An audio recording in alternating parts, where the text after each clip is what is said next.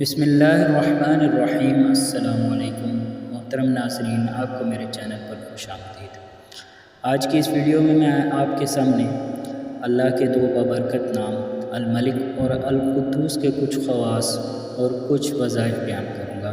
Video پوری دیکھیے گا اور لائک اور سبسکرائب بھی کر دیجیے گا۔ ناظرین کرام، جو بندہ اپنے نفس کی وجہ سے بہت پریشان ہے اور اپنی نفسانی خواہشات کے بہت تابع ہے اور چاہتا ہے کہ نفس اس کا کنٹرول میں آ جائے، تو اس کو چاہیے کہ کثرت کے ساتھ الملک کا ورد کرے۔ یا ملک کا ورد کثرت کے ساتھ جب وہ کرے گا تو انشاءاللہ اس کا نفس اس کی اطاعت کرے گا۔ جو بندہ چاہتا ہے کہ اللہ تعالیٰ اس کی ہر مراد پوری فرما دیں، اسے چاہیے کہ جب سورج نکل رہا ہو، سورج نکلتے وقت 3000 مرتبہ اس اسم پاک کو پڑھیں، الملک کو 3000 مرتبہ جو شخص پڑھے گا، اللہ تعالیٰ اس کی ہر مراد کو پورا فرما دے گا۔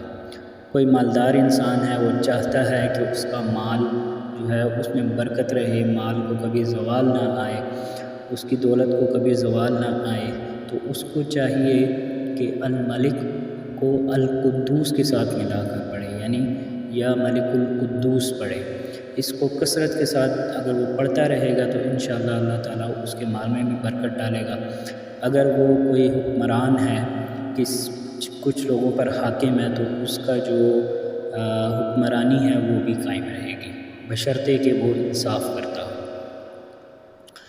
جو بندہ چاہتا ہے کہ اللہ تعالیٰ اس کو غنی فرما دے، اسے چاہیے کہ صبح کی نماز کے بعد کثرت کے ساتھ یا ملک پڑھا کرے، اللہ تعالیٰ اس کو غنی فرما دیں گے۔ یہ کچھ وظائف تھے الملک کے۔ اب کچھ وظائف میں آپ کو القدوس کے بتاتا ہوں۔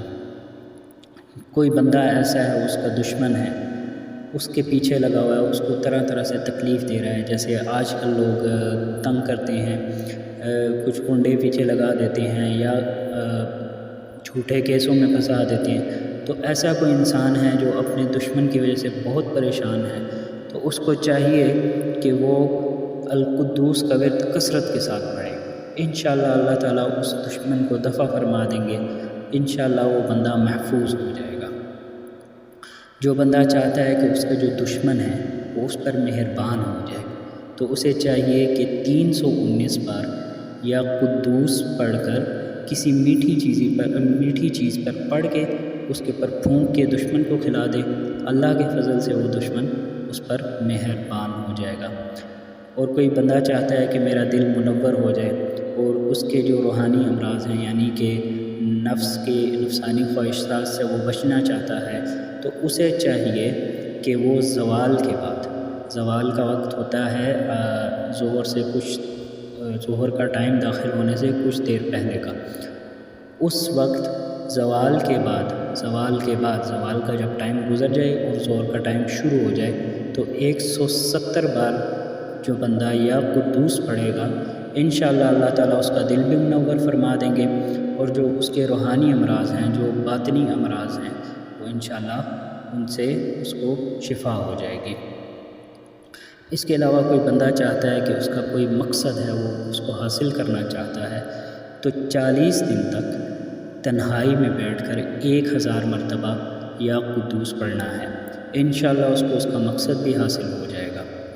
اور اگر کوئی انسان بیمار ہے، وہ چاہتا ہے کہ اس کی وہ بیماری ختم ہو جائے اور اس بیماری کی وجہ سے وہ بہت پریشان ہے، تو اسے چاہیے کہ رات کے آخری حصے میں 1000 مرتبہ یا قدوس پڑھے، انشاءاللہ وہ بیماری بھی ختم ہو جائے گی۔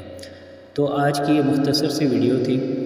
تو ناظرین کرام، اگر آپ کو یہ ویڈیو پسند آئی ہے تو اس کو لائک کریں اور اس کو شیئر بھی کریں اور چینل کو ضرور سبسکرائب کریں۔ انشاءاللہ ملتے ہیں کسی اور ویڈیو کے ساتھ۔ وما علینا الا البلاغ المبین۔ اللہ حافظ۔